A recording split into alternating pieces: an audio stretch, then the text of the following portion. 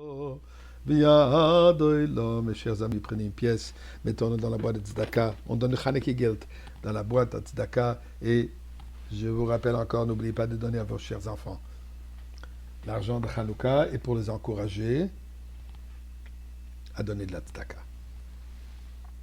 Eh bien, la Gemara nous dit la chose suivante. La Gemara Shabbat, page Chaf Aleph, 21, Amoud Bet, où la Gemara nous raconte ce qui est arrivé à Hanouka. Et voilà, je vous cite. Quand les Yevanim, les Assyriens, ou généralement dit les Grecs, sont rentrés dans le Beth Amikdash, dans la grande salle du Beth Amikdash, ils ont rendu impurs toutes les huiles qu'il y avait dans le Hechal. Ensuite, quand le royaume de la maison de Hashmonaïm, ils ont vaincu, ils ont vaincu les Assyriens, et ils ont renvoyé, ils ont repoussé les Assyriens d'Eretz Israël, du Beth Amikdash, ils se sont remis à nettoyer le Beth Amikdash. Là, il dit, Batkou, ils ont cherché, Vlomatsu, ils n'ont trouvé que El Par Echat Shel Shemen. Ils ont trouvé juste une petite cruche de l'huile.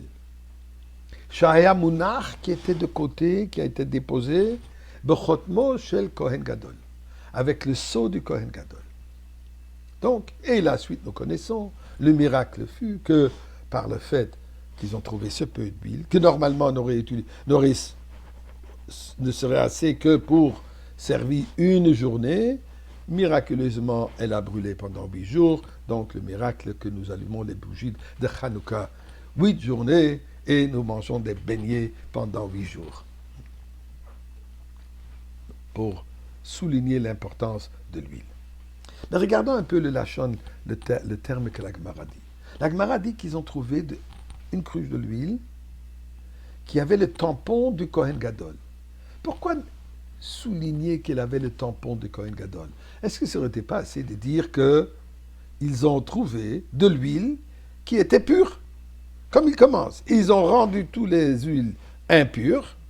Et voilà, ils ont trouvé miraculeusement, il restait encore un peu d'huile qui était pure. Pourquoi cet aspect du Kohen Gadol? Qu'est-ce que ça nous enseigne que ça avait le tampon du Kohen Gadol? Eh bien, ceci nous indique exactement ce que les Yevanim voulaient. Les Yevanim voulaient rendre impur le Shemen. Dans la Kabbalah, on nous explique, Shemen représente la Chokhmah, la sagesse.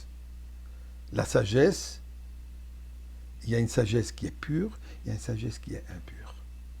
La sagesse de la Torah, la sagesse des mitzvot, la sagesse du judaïsme, elle est pure. Mais il y a aussi la sagesse générale, qui ou questionne, ou qui contredit la sagesse de la Torah. Eh bien, ce que les Yevanim ils voulaient rendre nos enfants et nous tous, de réfléchir de leur perspective, à travers la philosophie grecque, à travers les sciences, à travers les intelligences qui manquent cette pureté de la Torah. Ils voulaient qu'on s'assimile dans leur point de vue et dans leur regard sur ce qui se passe dans le monde. Vient la Gemara et dit qu'il restait un avec le tampon de Kohen Gadol. Qu'est-ce que le Kohen Gadol représente? Le Kohen Gadol représente celui qui se trouve continuellement dans le Beth Amikdash. Celui qui vit à Yerushalayim. Et ça lui est interdit de sortir d'Yerushalayim. Qu'est-ce que ça veut dire?